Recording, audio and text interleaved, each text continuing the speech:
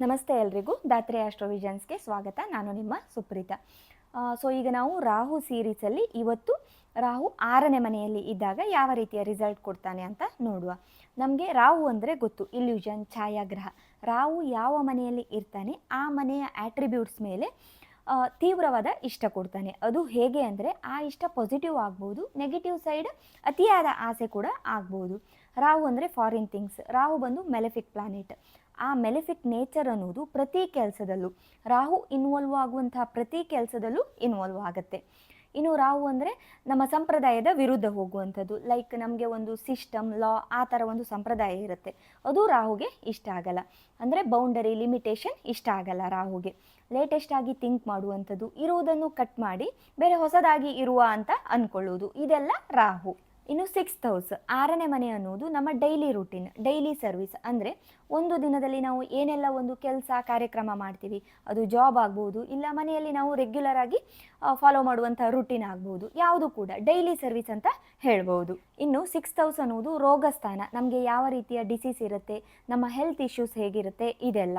ಇನ್ನು 6th ಅನ್ನೋದು competition, ಶತ್ರು ಸ್ಥಾನ. ನಮಗೆ ಯಾವ ರೀತಿಯ ಎನಿಮೀಸ್ ಇರ್ತಾರೆ, ಅವರೊಂದಿಗೆ ಹೋರಾಡಿ ನಾವು ಗೆಲ್ತೀವ ಅಥವಾ ಸೋಲ್ತೀವ, ಅಲ್ಲಿರುವ ಗ್ರಹದ ಮೇಲೆ ಇದೆಲ್ಲ ಇರುತ್ತೆ.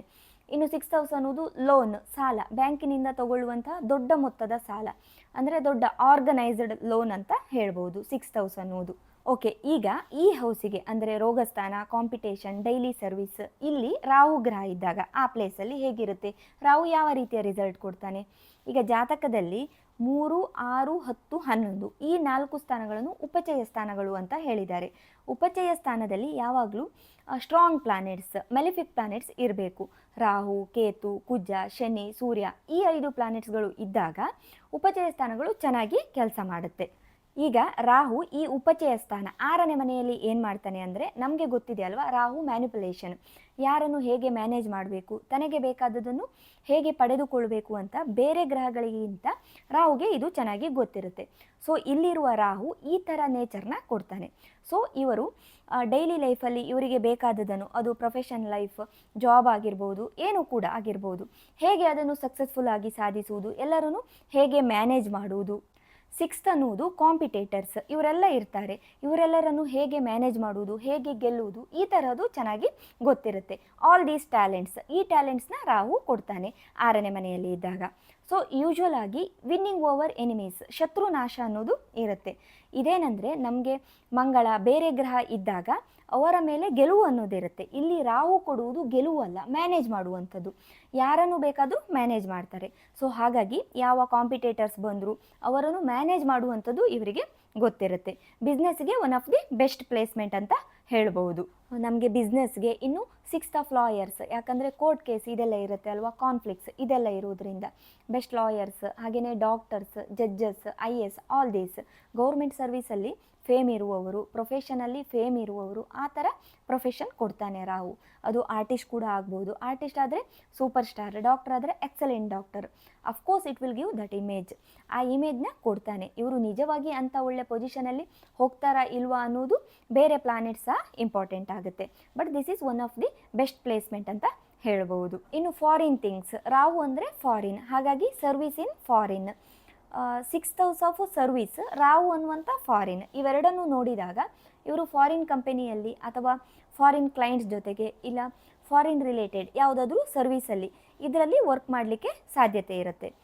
ಬೆಸ್ಟ್ ಇಂಪೋರ್ಟ್ ಆ್ಯಂಡ್ ಎಕ್ಸ್ಪೋರ್ಟ್, ಆ ಥರ ಬಿಸ್ನೆಸ್ಸಲ್ಲೂ ಕೂಡ Rahu will give good results. Rahu is foreign, so regular ಆಗಿ ಫಾರಿನ್ಸ್ ಜೊತೆಗೆ ಡೀಲ್ ಮಾಡುವಂಥ ಬಿಸ್ನೆಸ್ಸಲ್ಲಿ ಅದು ಕೂಡ ಆಗುತ್ತೆ. ರಾಹು 6th ಅಲ್ಲಿ ಇದ್ದಾಗ ನಮಗೆ ರಾಹು ದಶೆ ಅಥವಾ 42-49 ಏಜ್ ಸೀರೀಸಲ್ಲಿ ಮ್ಯಾರಿಡ್ ಲೈಫಲ್ಲಿ ವೇರಿಯೇಷನ್ ಅಥವಾ ಡಿಸ್ಟರ್ಬೆನ್ಸಸ್ ಆಗುವಂಥ ಚಾನ್ಸಸ್ ಇರುತ್ತೆ. ಯಾಕಂದರೆ ಸ್ಟ್ಯಾಂಡರ್ಡ್ ಚಾರ್ಟಲ್ಲಿ ಕನ್ಯಾ ರಾಶಿ ಬಂದು 6th ಹೌಸ್, ಅದು ತುಲಾರಾಶಿಗೆ ವ್ಯಯಸ್ಥಾನ, ತುಲಾರಾಶಿ ಬಂದು 7th ಹೌಸ್, ಮದುವೆ ಜೀವನ. ಯಾವಾಗ 6th ಹೌಸ್ ಆ್ಯಕ್ಟಿವೇಟ್ ಆಗುತ್ತೆ ಆಗ ಮ್ಯಾರಿಡ್ ಲೈಫಲ್ಲಿ ಸಮಸ್ಯೆಗಳನ್ನು ಎದುರಿಸುವಂಥ ಚಾನ್ಸಸ್ ಇರುತ್ತೆ. ಸೊ ರಾಹು 6th ಹೌಸಲ್ಲಿ ಬಂದಾಗ 6th ಹೌಸ್ ಆಟ್ರಿಬ್ಯೂಟ್ಸ್ನ ಪಾಸಿಟಿವ್ ಆಗಿ ಯೂಸ್ ಮಾಡ್ಕೊಳ್ಳಿ, ನಿಮ್ಮನ್ನು ಫಿಟ್ ಆಗಿ ಇಟ್ಕೊಳ್ಳಿ. You need to be workout every day, regular exercise ಮಾಡಿ, ಇನ್ನು ಡೈಲಿ ಒಂದು ರೂಟೀನ್ನ ಫಾಲೋ ಮಾಡಿ, ಒಂದು ಸೇವೆಯಲ್ಲಿ ತೊಡಗಿಸ್ಕೊಳ್ಳಿ. So that Rahu will give positive results. Okay, ಈಗ ರಾಹು 7ನೇ ಮನೆಯಲ್ಲಿ ಇದ್ದಾಗ ಯಾವ ರೀತಿ ಇರುತ್ತೆ? 7ನೇ ಮನೆ ಅನ್ನೋದು ಮ್ಯಾರೇಜ್, ಮದುವೆಗೆ ಸಂಬಂಧಿಸಿದ್ದು. ಯಾವ ರೀತಿಯ ಪಾರ್ಟ್ನರ್ ಸಿಗ್ತಾರೆ, ಹಾಗೆ ಇನ್ನು ಪಾರ್ಟ್ನರ್ಶಿಪ್, ಅದು ಬಿಸ್ನೆಸ್ ಪಾರ್ಟ್ನರ್ಶಿಪ್ ಇರ್ಬೋದು ಅಥವಾ ಯಾವುದು ಕಂಪನಿ ಪಾರ್ಟ್ನರ್ಶಿಪ್ ಇರ್ಬೋದು, ಯಾವುದಾದ್ರೂ ಸರಿ. ಲೀಗಲ್ ಪಾರ್ಟ್ನರ್ಸ್ ಹೇಗಿರ್ತಾರೆ, ಪಾರ್ಟ್ನರ್ಶಿಪ್ ಬಿಸ್ನೆಸ್ ಹೇಗಿರುತ್ತೆ. ಇನ್ನು 7th ಅನ್ನೋದು ಅದರ್ ಪೀಪಲ್. ಫಸ್ಟ್ ಹೌಸ್ ಅನ್ನೋದು ನಾವಾದರೆ 7th ಅನ್ನೋದು ಅದರ್, ಕಂಪ್ಲೀಟ್ ಅಪೋಸಿಟ್, ಸೋಷಿಯಲ್. ಅವರೊಂದಿಗೆ ನಾವು ಯಾವ ರೀತಿಯ ಡೀಲ್ ಮಾಡ್ತೀವಿ ಅನ್ನೋದು. ಹಾಗೆಯೇ 7th ಹೌಸ್ ಅನ್ನೋದು ಕೋರ್ಟ್ ಕೇಸಸ್, ಕೋರ್ಟಲ್ಲಿ. ಯಾಕಂದರೆ ಸ್ಟ್ಯಾಂಡರ್ಡ್ ಚಾರ್ಟಲ್ಲಿ 7th ಹೌಸ್ ಅನ್ನುವುದು ತುಲಾರಾಶಿ, ಅದರ ಸಿಂಬಲ್ ನೋಡಿ ತಕ್ಕಡಿ. ಸೊ ಅದು ನ್ಯಾಯನ ರೆಪ್ರೆಸೆಂಟ್ ಮಾಡುತ್ತೆ. ಹಾಗಾಗಿ ನ್ಯಾಯಸ್ಥಾನ, ಕೋರ್ಟ್. ಅದಕ್ಕೆ ಸಂಬಂಧಿಸಿದಂಥ ಪ್ರೊಫೆಷನ್ಸ್, ಲಾಯರ್ಸ್, ಜಡ್ಜಸ್, ಲಾ ಫೀಲ್ಡ್ಗೆ ಸಂಬಂಧಿಸಿದಂಥ ಪ್ರೊಫೆಷನ್ ಕೂಡ 7th ಹೌಸ್. ಹಾಗೆ 7th ಹೌಸ್ ಅನ್ನುವುದು ರಿಲೇಷನ್ಶಿಪ್, ನಮ್ಮೊಟ್ಟಿಗೆ ಇರುವವರ ಜೊತೆಗೆ, ಅದು ವೈಫ್ ಆಗಿರ್ಬೋದು, ಹಸ್ಬೆಂಡ್ ಆಗಿರ್ಬೋದು, ಯಾರಾದರೂ ಓಕೆ, ರಿಲೇಷನ್ಶಿಪ್ ಹೇಗಿರುತ್ತೆ ಅಂತ. ಈ ರಿಲೇಷನ್ಶಿಪ್ ಕೂಡ 7th ಹೌಸಿಂದ ನೋಡ್ತಾರೆ. ಸೊ ಈ ಥರ ಪ್ಲೇಸಲ್ಲಿ ರಾಹು ಇದ್ದಾಗ ಫಸ್ಟ್ ಮ್ಯಾರೇಜ್ ಬಗ್ಗೆ ನೋಡುವ. This is the most important house ಅಲ್ವಾ. ಅದರಲ್ಲಿ ರಾಹು ಏನು ಮಾಡ್ತಾನೆ ಅಂದರೆ ಆ ಭಾವಕ್ಕೆ ಸಂಬಂಧಪಟ್ಟಂತೆ ವಿಪರೀತವಾದಂಥ ಆಸೆ ಕೊಡ್ತಾನೆ. ಹಾಗಾಗಿ 7th ಅಲ್ಲಿ ರಾಹು ಇರುವವರಿಗೆ ಅವರ ಮ್ಯಾರೇಜ್ ಬಗ್ಗೆ ಡ್ರೀಮ್ ಇರುತ್ತೆ, ಊಹೆ ಇರುತ್ತೆ. ನಾನು ಮ್ಯಾರೇಜ್ ಆದಮೇಲೆ ಹೀಗಿರಬೇಕು, ಹಸ್ಬೆಂಡ್ ಅಥವಾ ವೈಫ್ ಜೊತೆ ಹೀಗಿರಬೇಕು, ಈ ಥರ ಲೈಫ್ನ ಎಂಜಾಯ್ ಮಾಡಬೇಕು, ಮದುವೆ ಲೈಫ್ ಅಂದರೆ ಹೀಗಿರಬೇಕು. ತುಂಬ ಎಕ್ಸ್ಪೆಕ್ಟೇಷನ್ಸ್, ಇಲ್ಯೂಷನ್ಸ್ ಅಂತ ಹೇಳ್ಬೋದು. ರಾಹು ಕೊಡುವುದು ಅದೇ ತಾನೇ, ಇಲ್ಯೂಷನ್ಸ್, ಮಾಯಾ, ಊಹಾತ್ಮಕ ಪ್ರಪಂಚ, ಈ ಥರದ್ದು ಜಾಸ್ತಿ ಇರುತ್ತೆ. ಯಾವಾಗಲೂ ನಮಗೆ ಯಾವುದರಲ್ಲಾದರೂ ತುಂಬ ಎಕ್ಸ್ಪೆಕ್ಟೇಷನ್ಸ್ ಇದ್ದಾಗ ಅದು ರೀಚ್ ಆಗಲ್ಲ. ಸೊ ಇವರಿಗೆ ಸ್ಯಾಟಿಸ್ಫೈ ಇಲ್ಲದೆ ಇದ್ದಾಗ ಮಲ್ಟಿಪಲ್ ರಿಲೇಷನ್ಶಿಪ್ ಬರುವಂಥ ಚಾನ್ಸಸ್ ಇರುತ್ತೆ. ರಾಹು ಮೆಲೆಫಿಕ್ ಪ್ಲಾನೆಟ್, ಅವನು ಕೊಡುವಂಥ ಥಿಂಕಿಂಗ್ ಮೆಲೆಫಿಕ್ ಥಿಂಕಿಂಗ್ ಇರುತ್ತೆ. ಓಕೆ, ಇವರ ಜೊತೆ ಸರಿಯಾಗಿಲ್ಲ ಅಂದರೆ ಏನು, ಇವರನ್ನು ಹೇಗಾದರೂ ಮ್ಯಾನೇಜ್ ಮಾಡಿದ್ರಾಯಿತು.